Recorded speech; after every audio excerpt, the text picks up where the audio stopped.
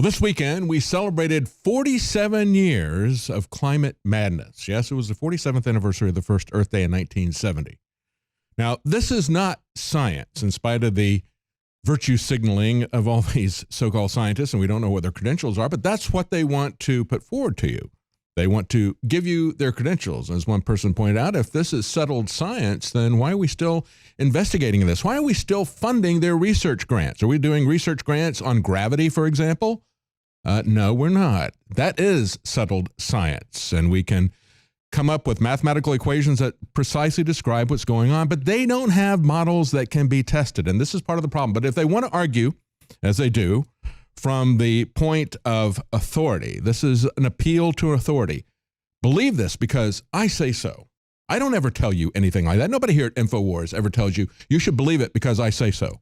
We have enough respect for you that we give you information and tell you to think for yourself, not to go on authorities. But let's take a look at some of these authorities. One of the people who was instrumental in the very beginning was Paul Ehrlich. He was a group called Zero Population Growth, which they later renamed the Population Connection. He formed that in 1968, and for many years he had preached the idea that there was going to be mass chaos, the destruction of civilization and famines because we had too many people. And of course, the fruit of what he was doing was the one-child policy that we saw in China, which resulted in an untold number of babies that were killed, misery on families because of this one-child policy. But like the war on drugs, this all really began at the UN. But before we go to the chronology of this, I want to talk about one other person who eventually did run for president, Barry Commoner. He was a guy who in 1976, 6 years after the first Earth Day, wrote a book called The Poverty of Power. And he said there was a threat to us that came from three E's. So easy to remember here.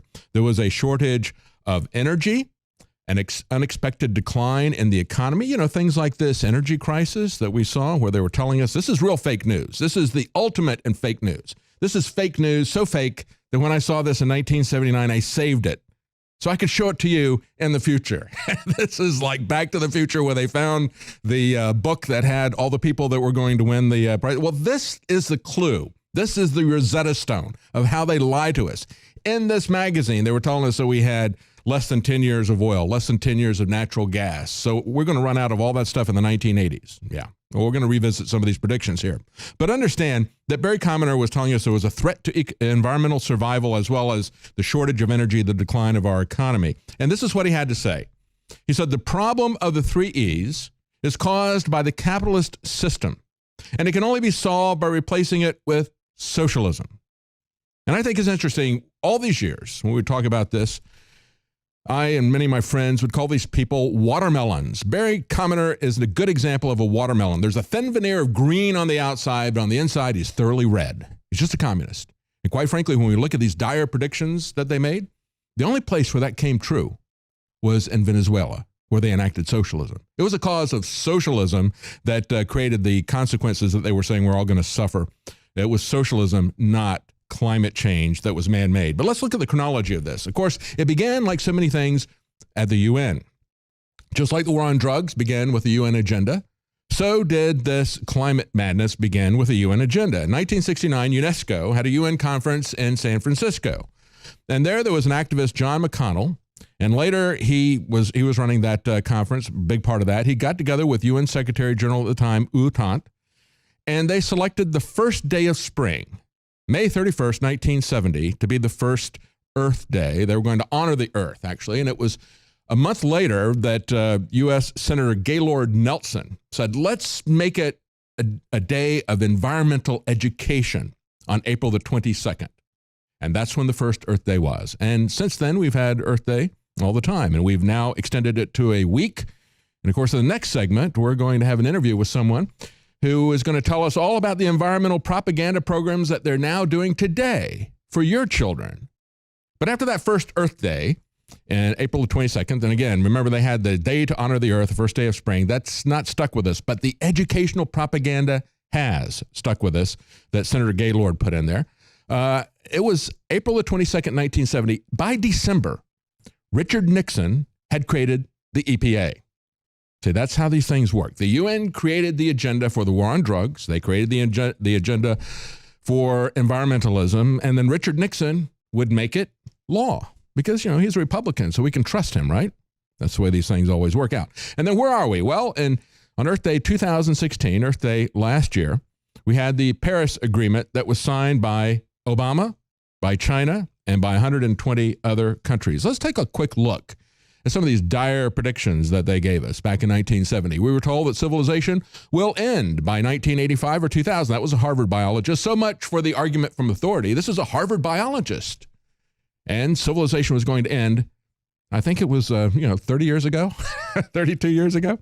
By 1980, overpopulation, they said, will result in 100 to 200 million people per year starving to death. That was Paul Ehrlichman. That was in 1970. Also, Paul Ehrlichman said, Americans born since 1946, said this in 1970, since 1946, they now have, he said this in 1970, a life expectancy of only 49 years. If current patterns continue, this expectancy will reach only 42 years by 1980. No, it didn't happen. Dennis Hayes, one of the chief organizers of the first Earth Day, said it's already too late to avoid mass starvation. As a matter of fact, Peter Gunter of North Texas State University, professor there, university professor, you have to believe him. Just take it on what he has to say. He said this, demographers agree almost unanimously. Where have we heard that before? All the experts agree. All the climate scientists agree. No, they don't, quite frankly. And even if they did, they need to be able to prove it. Prove it to me, okay? Demographers agree, he said, almost unanimously on the following grim timetable. By 1975, there'll be widespread famines that will begin in India. By 1990, all of India, Pakistan, China, the Near East, Africa.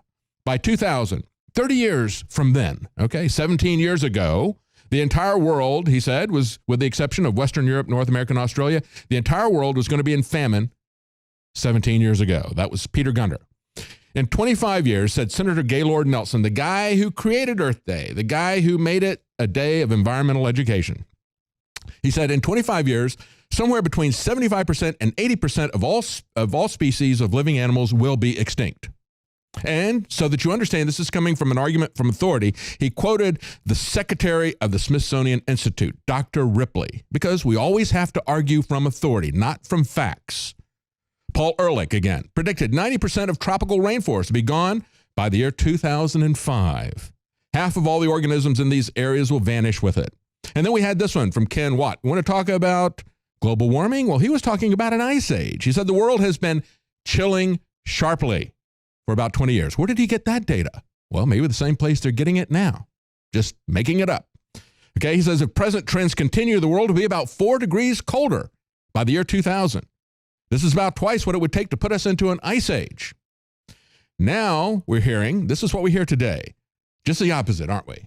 Global sea levels are rising at an alarmingly fast rate of 6.7 inches in the last century alone, they're telling us. Surface temperatures are setting new records every year. Actually, they say about each year. How exact is that? About each year, they're setting new records. So again, we see exactly the opposite being told. So there's this article here by a man who is a PhD. He is a climate expert. His name is Dr. Dwayne Thresher. Breitbart points out a climate scientist urges President Trump not to cave to Ivanka's climate change madness. He said climate treaties like the Paris Agreement have little to do with climate. They're about economic competition. As the greatest economy in the history of the world, other countries will do anything to cripple the United States, especially countries like China. He said that countries like China will agree to anything in these treaties. They'll simply ignore their obligations while demanding the U.S. fulfill theirs. He said, global warming is a popular delusion. He said, we who voted for you consider stopping this climate change madness one of your key promises. If you renege on it, you will lose me and many others as supporters. And of course, he applauded the fact that we have Pruitt appointed as head of EPA, and he has made some good moves. Of course, he's not getting rid of EPA, but he has made some promising moves. Nevertheless, they're dragging their feet on getting rid of the climate agreement, which is not a treaty. And he says this, finally, even if Trump caves and stays in the Paris climate agreement, you won't win any friends. He said your opponents are not going to support you. They'll just taunt you as being a flip-flopper. Now, stay with us. As I said, when we come back, we're going to have an interview with somebody who's going to break down what the state of the art in climate propaganda is for your children. Stay with us. We'll be right back.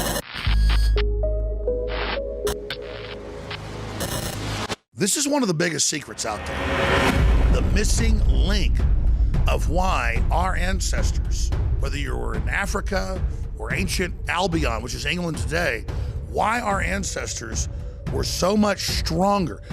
I mean, there are huge archaeological reports, all sorts of anthropology studies, you can look them up for yourself, that show that humans, just an average farmer of 10,000 years ago in England, was stronger than Olympic athletes today. In the final equation, everyone knows our modern society has lost its vitality. The sperm counts are down like 90%. People are falling apart. They're totally depressed. They're unhappy. What is going on? Every ancient culture was obsessed with what I'm about to reveal to you. Today we call it bone broth, and for thousands of years our ancestors enjoyed its benefits before it became lost to our modern diets of processed junk. That's why I'm so excited to announce the product that is undoubtedly the jewel in the crown of InfoWars Life products. Caveman. We lost our vitality because we just ignored the ancient traditions. Everyone knew that you used all the parts of the animal. You used the skin to cover yourself or for shelter. You used the meat for sustenance, the fat for cooking, but you used the bones for strength. We are now introducing Caveman by InfoWarsLife.com, the ultimate in true paleo nutrition with bone broth, turmeric root, chaga mushroom, and 7 total primal superfoods in a single great tasting formula. The bone is so amazing. From the outside structure full of minerals and key cofactors to the marrow that produces the blood for the body. This is the engine of the life essence. I've made a lot of important points here, but this is the one you need to research for yourself because it's so key. High-quality bone broth helps support healthy muscles and connective tissue, while the active compounds in turmeric do battle on the cellular level and help fight free radicals. And collagen is essential to aid healthy tendons, ligaments, and muscle tissue. This is an absolute win-win. You get an amazing product produced right here in America. You support InfoWars and all we're doing to promote freedom and the restoration of our republic and promotion of freedom worldwide. The journey towards better health and giving our bodies these amazing compounds that God created starts at InfoWarsLife.com. 3 years in the making, incredible research, and the very best ingredients. I'm Alex Jones, and I may not be a caveman, but compared to these trendies out there in the street, I'm as close as it gets. Join me at InfoWarsLife.com and get your caveman formula today.